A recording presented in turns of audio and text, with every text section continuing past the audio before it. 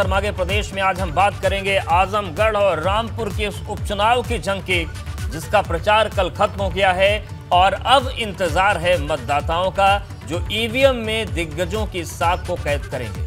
लेकिन सवाल यह है कि कौन सा मुद्दा आजमगढ़ और रामपुर में चलेगा।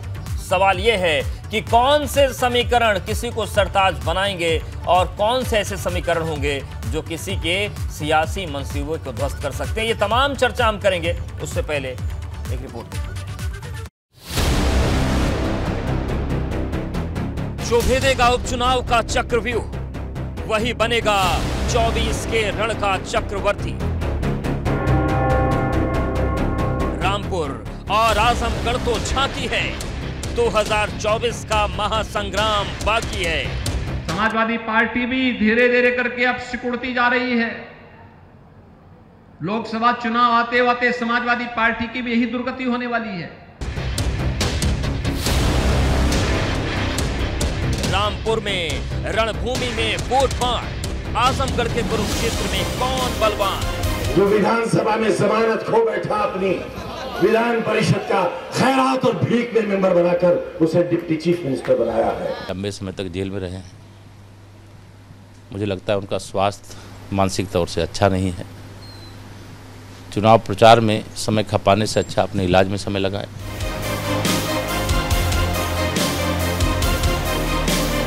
आजम के गढ़ में सबसे बड़ी अग्नि परीक्षा, यादवलैंड के इम्तिहान में कौन पास कौन फेल। ऐसा है कि वो कोई भी उतरा हो, कोई किसी का भाई हो, कोई कहीं से बिलोंग करता हो, ये चुनाव जमाली ही जीते। उपचुनाव में मतदाताओं का रुझान तय करेगा 24 की जीत का मैदान। रामपुर की जनता पूरी तरीके से समाजवादी पार्टी के साथ खड़ी दिखाई दे रही। दोनों उपचुनाव समाजवादी पार्टी भारी वोटों से जीतने जा रही है। सज गई है रणभूमि, मतदाता तैयार है, दिग्गजों की साख दांव पर, ईवीएम का इंतजार है। कौन बनेगा आजमगढ़ और रामपुर का राजा। उत्तर माघे प्रदेश।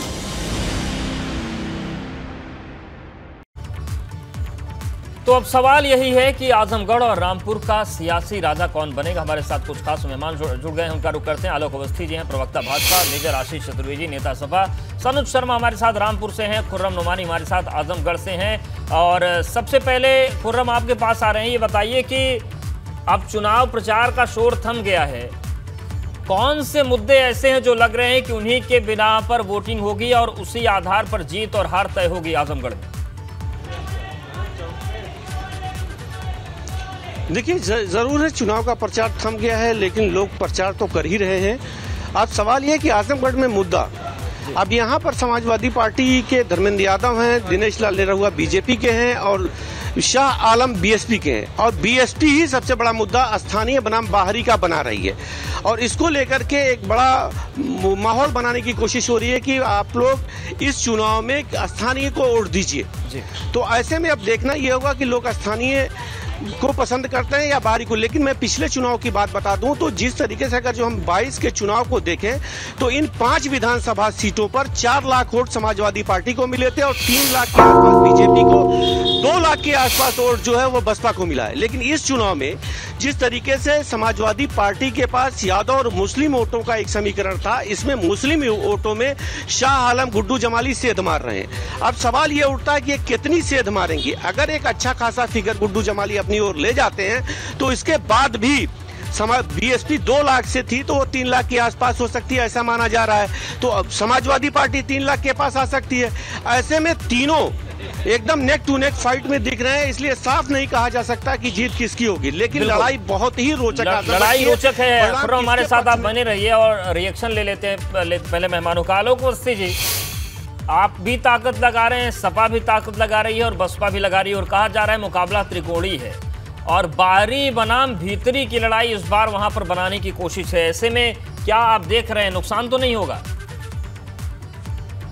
देखिए, भारतीय जनता पार्टी अपने नेता योगी आदित्यनाथ के नेतृत्व में अच्छी लड़ाई में है। लगातार हमारे प्रदेश के अध्यक्ष प्रचार कर रहे हैं, तमाम हमारे कार्यकर्ता लगे हुए हैं और मुझे लगता है कि हमको जो केंद्र की लोक लुभावन नीतियां जो रही है, गरीब कल्याण की नीतियां रही है, जिस तरीके से प्रदेश सरकार की जो है महंगाइयों पर और जो है अपराधियों पर जिस तरह से हमने काबू रखा है, सबका लाभ हमें मिलेगा। मुझे लगता है कि इस बार चौंकाने वाले परिणाम आएंगे। जी मेजर आशीष जी, यही सवाल आपसे भी है कि आप लोग जो जंग लड़ रहे हैं उसमें गुड्डू जमाली ने बाहरी बनाम भीतरी का मामला कर दिया है और मुकाबला बहुत आसान इस बार आपके लिए भी नहीं लग रहा है, जैसा कि 2014 और 19 में था। ऐसी वहां पर स्थितियां बन रही हैं।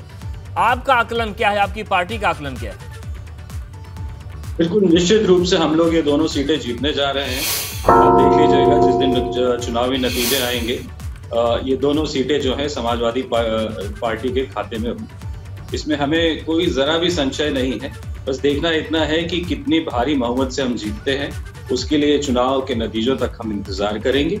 लेकिन जीत दोनों विधानसभाओं में समाजवादी पार्टी की होगी। इसमें मुझे ही नहीं, किसी हर एक मतदाता, किसी जो वहां है, किसी को भी शक नहीं है कि जीतेगा कौन। सबको पता है कि इस सीटों पे जीतने वाला, और वोट भी लोग उसी तरीके से ही देंगे।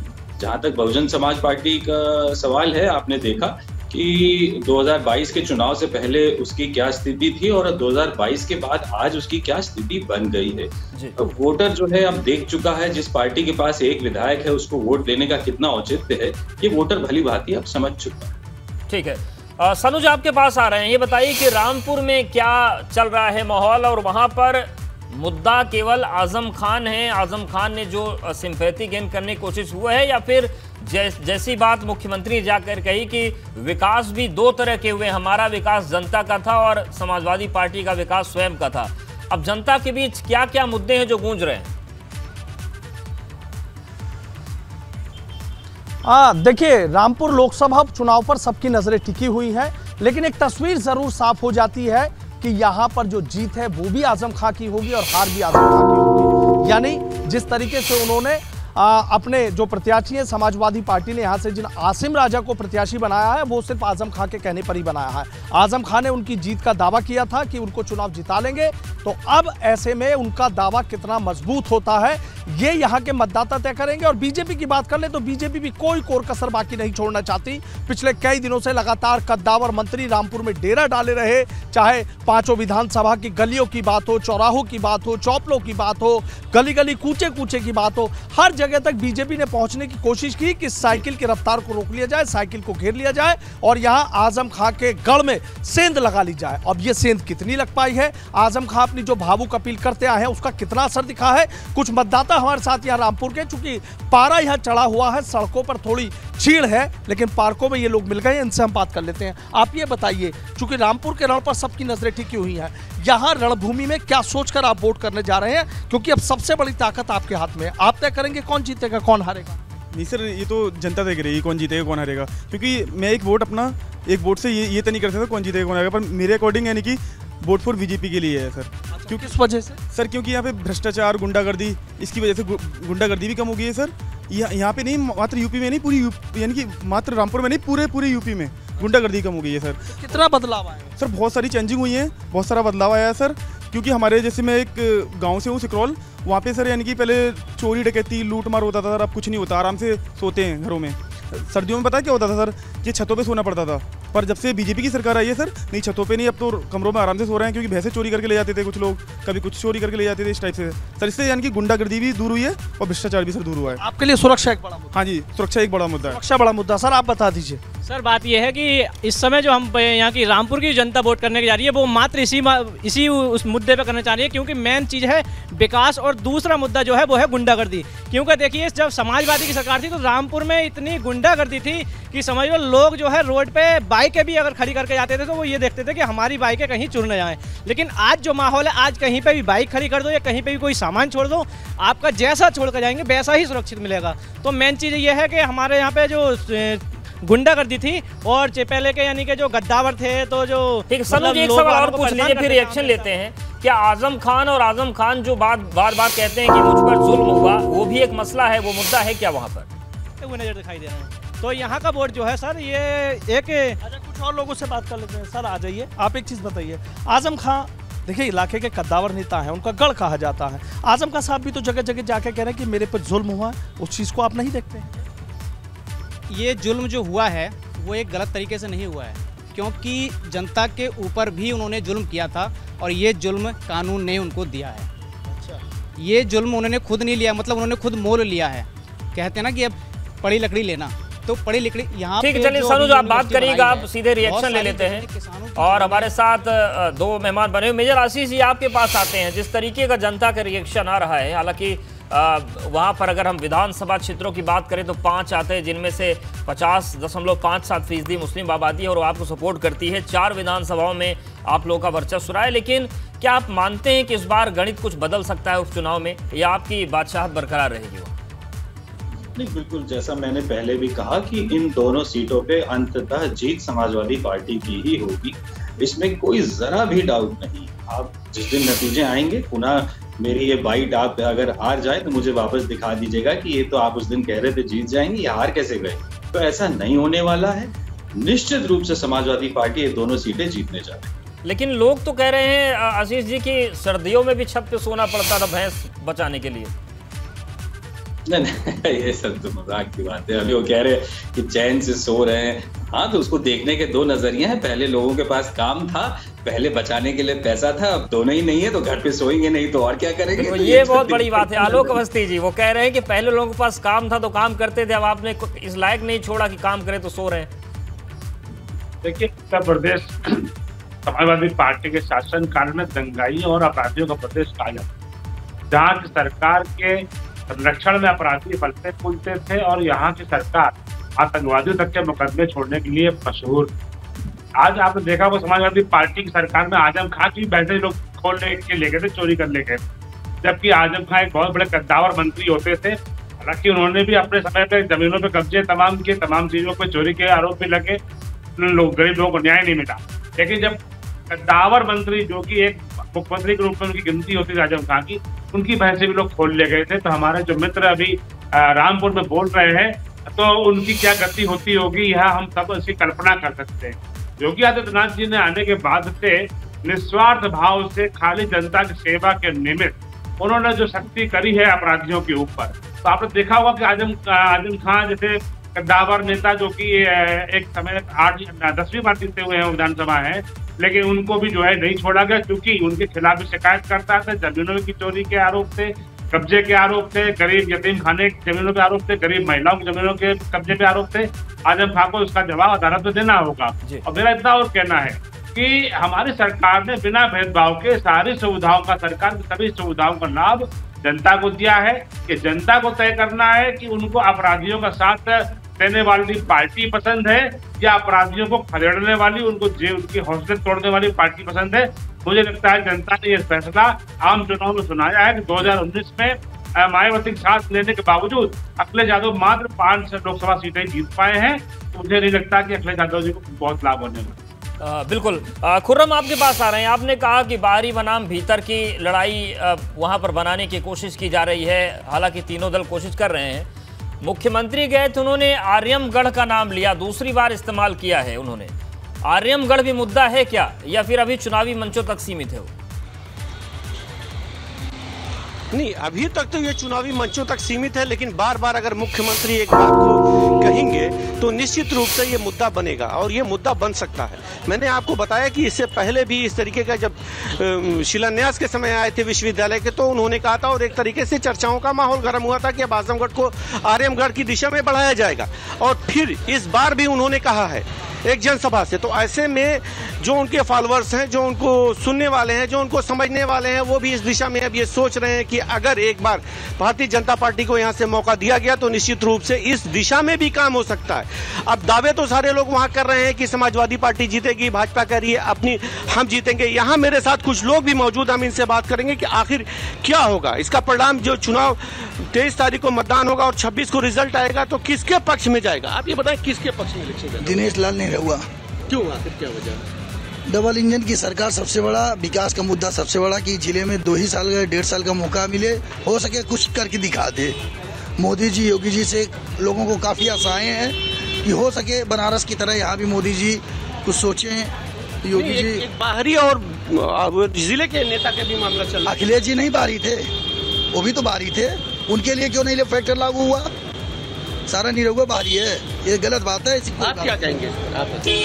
मैं ये कहूँगा कि यहाँ से भारतीय जनता पार्टी ठीक है, सभी के अपने अपने मुद्दे हैं। खुर्रम आएंगे आपके पास, हमारे साथ सनु जी बने हैं, हमारे साथ अवस्थी जी भी हैं, मेजर आशीष जी भी, उनके पास जाएंगे।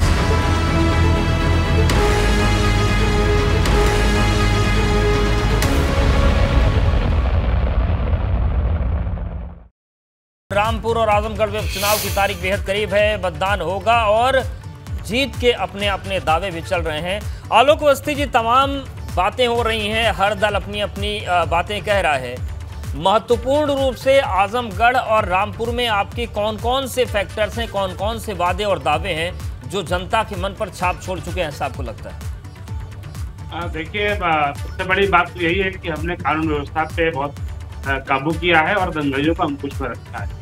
दूसरी सबसे बड़ी बात यह है कि आजमगढ़ में अखिलेश यादव भी सांसद बनने के बाद गए नहीं, कोरोना काल के बाद से तो बिल्कुल नहीं गए और इस चुनाव में तो निकले भी नहीं है। कारण यह है कि उन्हें हार का डर, और हमने आजमगढ़ में को जो है उधर हमने पूर्वांचल एक्सप्रेस में से जोड़ा है, हमने वहाँ पर जो है यूनिवर्सिटी बनाई है, हमने वहाँ पर मेडिकल कॉलेज की स्थापना करी है और लगातार हम वहाँ की क्षेत्रीय जनता के लिए काम कर रहे हैं। जबकि अखिलेश यादव जी पूर्व मुख्यमंत्री थे, उनके पिता भी वहाँ से सांसद रहे, चाहते तो अपने शासन काल में और भाजपा शासन काल में भी अगर वो कहते तो वहाँ पर उनके कहने पे भी काम होता, लेकिन उन्होंने वहाँ के विकास के बारे में कोई चिंता नहीं करी है, गुंडों को प्रश्रय दिया है और वहाँ पर जो है सिर्फ उन्होंने अपनी रोटियां सेकी है और वहाँ की जनता को धोखा दिया है। यही हाल रामपुर का भी रहा है। रामपुर को चाचा आजम खां के जिम्मे छोड़ करके अखिलेश यादव बिल्कुल मुक्त हो गए हैं, क्योंकि उन्हें पता है कि हार होगी तो आजम खां की जीत होगी, तो आजम खां की अखिलेश यादव को कोई लेना देना नहीं है। जबकि अखिलेश यादव की अपनी पार्टी के प्रदेश के मुखिया है, राष्ट्रीय मुखिया भी है, उन्हें कहीं से भी आपने देखा नहीं होगा कि वो दोनों क्षेत्रों में गए होंगे। कारण यही है कि हार का सबसे बड़ा डर है और किस मुंह से जाए, क्योंकि आज तक अखिलेश यादव जी चुनाव के बाद से कभी भी वहां झांकने तक नहीं गए हैं, इसका नतीजा उनको चुनाव में दिखाई पड़ेगा। बिल्कुल। मेजर आशीष चतुर्वेदी जी, कानून व्यवस्था को बड़ा मुद्दा बीजेपी भी बना रही है, जनता का जो रिएक्शन मिल पाए वो भी आपने देखा।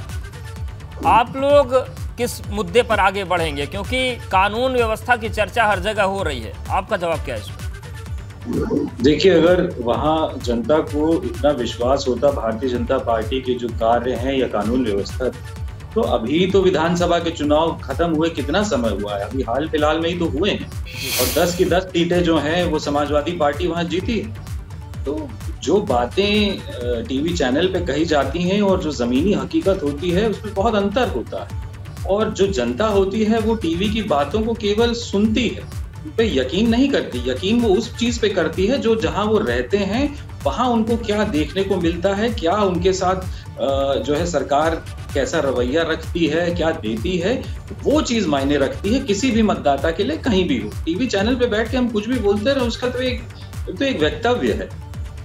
तो जब आप दोनों जगह के रिजल्ट को देखें विधानसभा के, चाहे आजमगढ़ हो या रामपुर हो, तो पूरी तरीके से समाजवादी पार्टी वही तो पूछा जा रहा है मेजर साहब, क्योंकि अखिलेश यादव तो सांसद बनने के बाद वहां पहुंचे नहीं, कोरोना काल के बाद भी वो नहीं गया, इसलिए सवाल उठ रहा है कि आलोक जी को जो लगता है उन्होंने अपनी उपलब्धियां बताई, आजमगढ़ में आपके दल की क्या उपलब्धि है, क्या किया जिसके आधार पर आप लोग ये मानते हैं कि वहाँ जीत होगी? अगर कार्य नहीं किए होते तो वहाँ की जनता क्या हमको 10 की 10 सीटें जिता रही होती? आलोक जी, ये अहम बात है कि अगर हमने कुछ किया नहीं होता, नेता गए नहीं गए, लेकिन क्लीन स्वीप तो कर ही दिया उन्होंने वहाँ पे।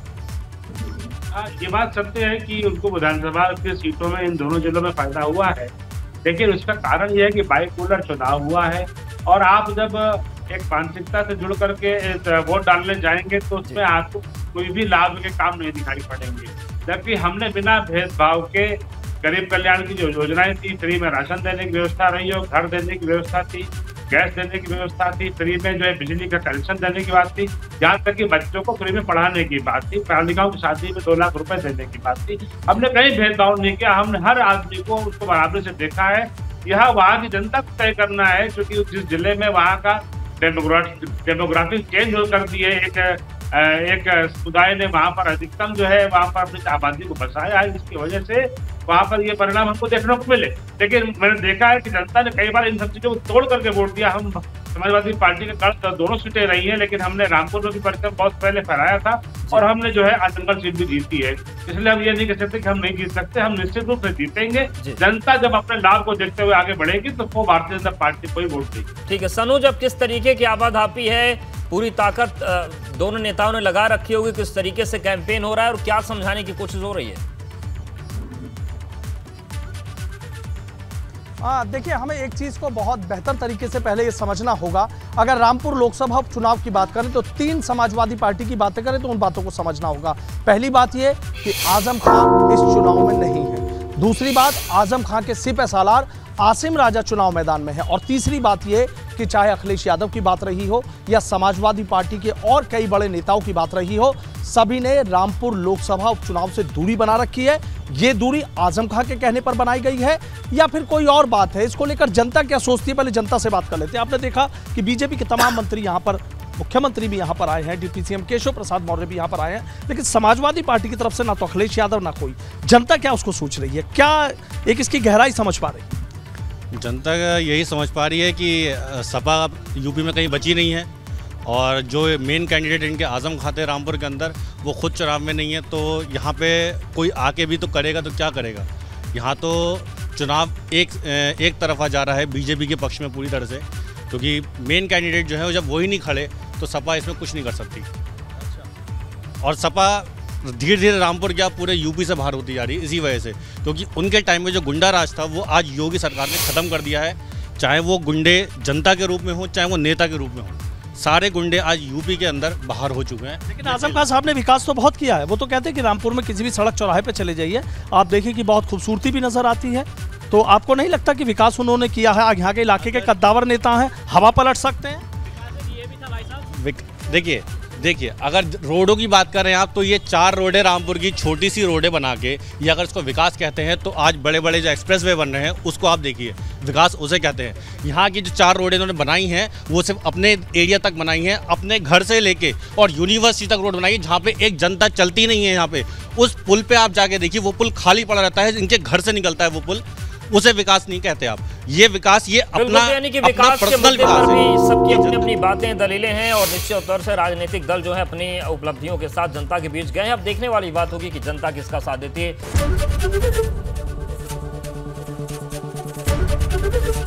एबीपी गंगा, खबर आपकी, जुबान आपकी।